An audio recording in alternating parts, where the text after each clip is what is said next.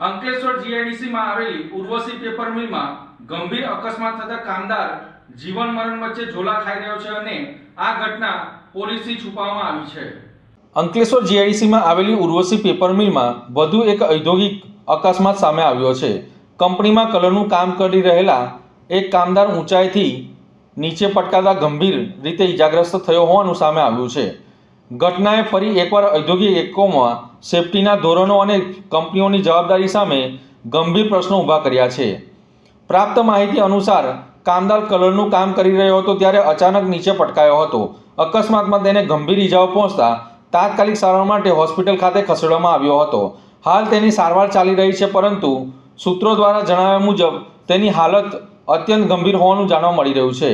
ઘટનાનો વધુ ચોંકાવનારો પાસો એ છે કે આ અકસ્માતની ઘટનાની જાણ કંપનીના સત્તાધીશો દ્વારા પોલીસને પણ કરવામાં આવી નથી કે સેફટી વિભાગના કોઈ અધિકારીને।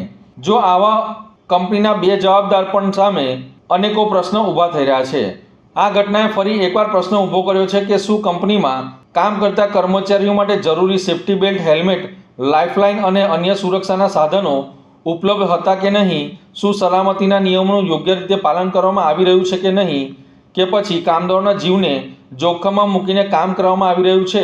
તેવા અનેક પ્રશ્નો ઊભા થઈ રહ્યા છે। હાલ સમગ્ર મામલે કંપની તરફથી કોઈપણ સત્તાવાર સ્પષ્ટતા કરવામાં આવી નથી।